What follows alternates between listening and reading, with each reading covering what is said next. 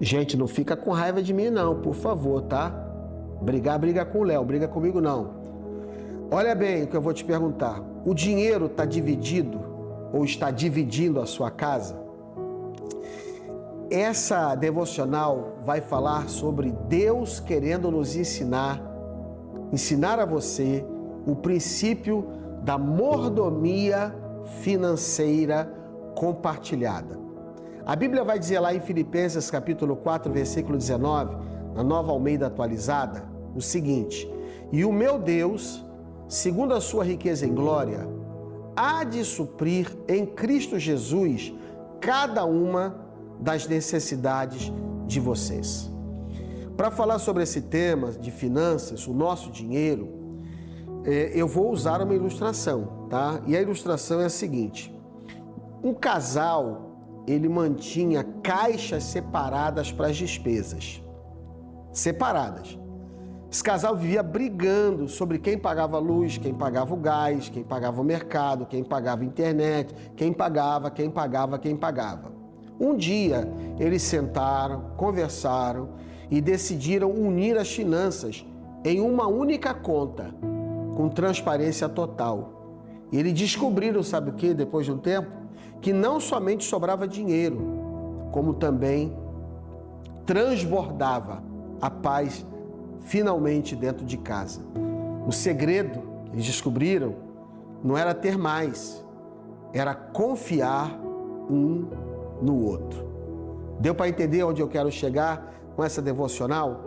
Primeira coisa que eu queria dizer para você aqui: numa mordomia compartilhada, não existe no casamento meu e seu. Eu estou falando isso porque existem casais onde a esposa não sabe quanto o marido ganha, o marido não sabe quanto a mulher ganha quando ela trabalha fora. É uma caixinha de Pandora, uma caixinha escondida, uma caixinha inacessível. Um não sabe quanto o outro ganha e não existem poucos casos de que o marido gasta para tudo quanto é lado, malmente às vezes contribui com o lar. Estou falando do marido, hein? Não estou falando nem da esposa. Tem maridos que são pródigos. É meu dinheiro. Como assim meu dinheiro? Casou, não tem mais meu não, filho. Casou, agora é nosso. A esposa tem direito de ter acesso às contas do marido. E outra coisa, maridos e esposas que têm contas separadas. Que coisa estranha.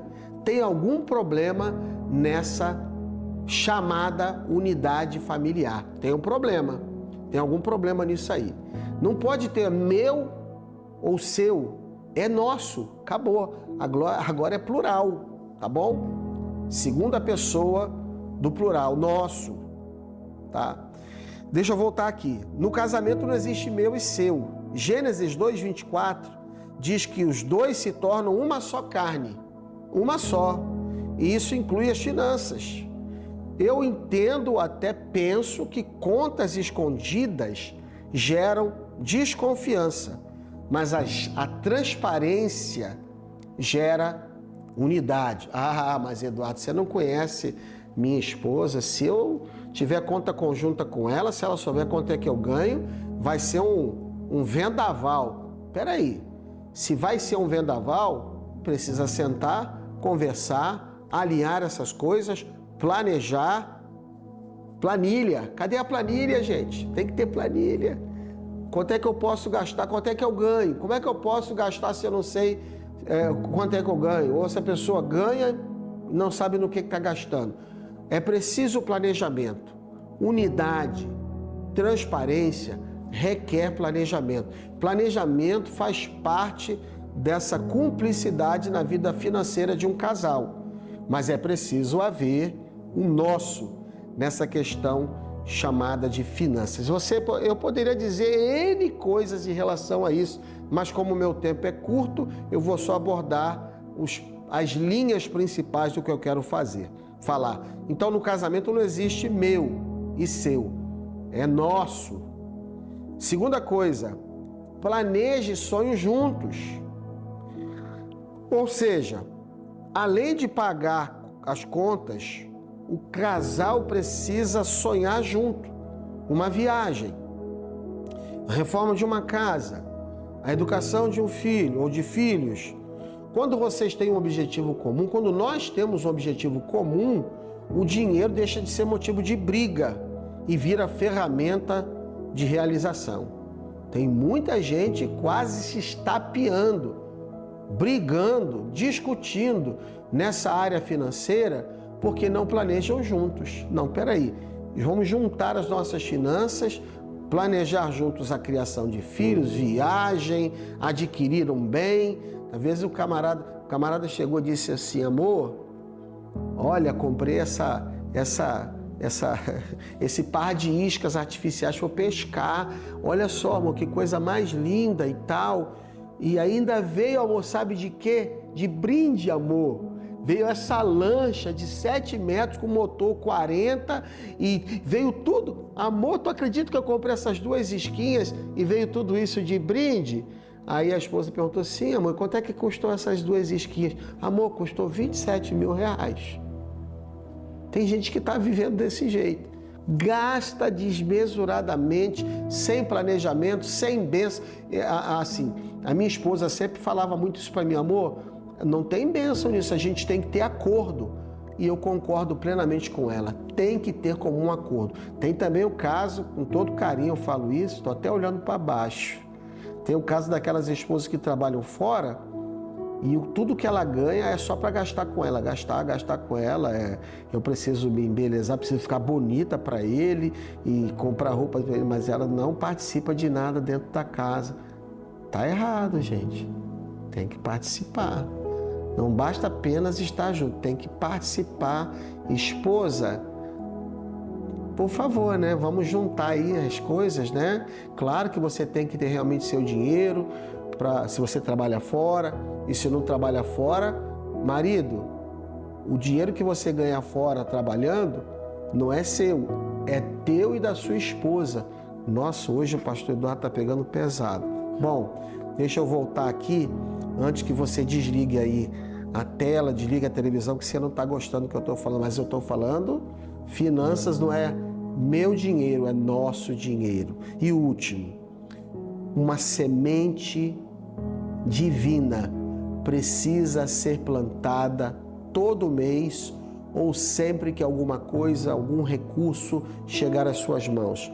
Qual é essa semente? O princípio da semente é o dízimo e a oferta. É claro que o texto áureo disso tudo é Malaquias capítulo 3, versículo 10, que muita gente diz que não tem a ver com isso, mas eu digo que tem.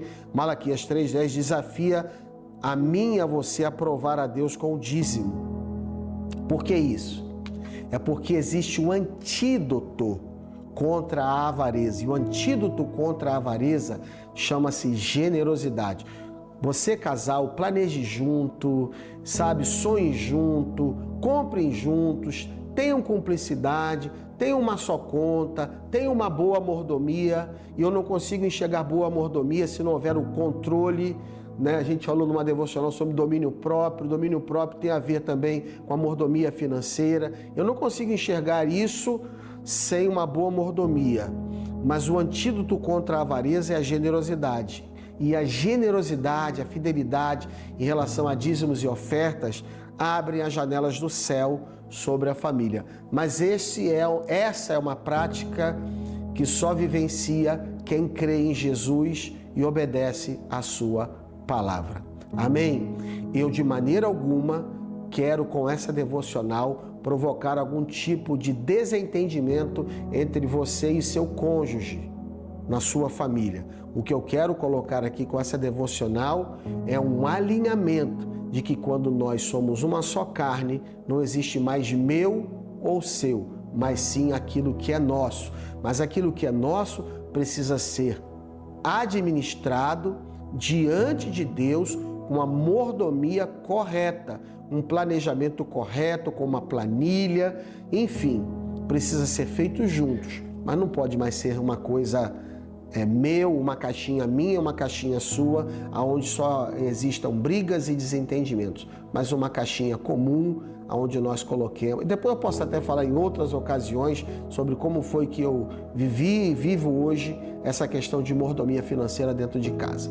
Pai, em nome de Jesus, se existe uma divisão dentro de casa entre marido e mulher, no que diz respeito às finanças, eu oro para que o Senhor os ajude a sentar juntos, a conversarem de maneira honesta, corajosa, franca e bíblica, sem acusações, sem desentendimentos, mas diante do Senhor para alinharem tudo isso, Pai. E isso vire uma ferramenta de prosperidade e de realização de sonhos comuns sobre esta casa, sobre esta família, em nome de Jesus.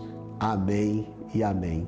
Eu creio que é um desafio isso que eu estou falando, mas pode ser uma necessidade muito grande na vida de cada um de vocês. Depois do intervalo, eu vou voltar com uma aplicação clara sobre o assunto. Estou começando bem o seu dia no quadro Família em Sintonia deste sábado. Daqui a pouquinho eu volto.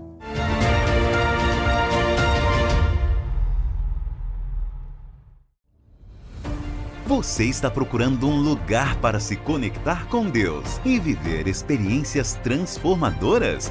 Venha participar de um dos nossos cultos na Paz Church Santarém.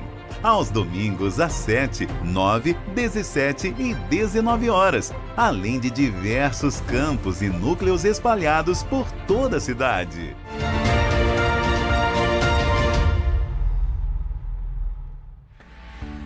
Estamos terminando hoje, começando bem o seu dia. Te peço uma coisa antes de sentar para conversar. Pegue um copo, tome um pouquinho de água para você ficar calmo. Vamos orar antes de resolver essa situação de meu e seu para virar nosso. Abra a conta um do outro, planejem juntos, sonhem juntos para os próximos 6 meses e definam um orçamento e orem sobre ele em nome de Jesus. A gente vai ficando por aqui. Voltamos na segunda-feira, se Deus permitir, começando bem o seu dia, para abençoar sua família, seu coração, sua vida. Muito obrigado, um beijo no coração e fique com Jesus.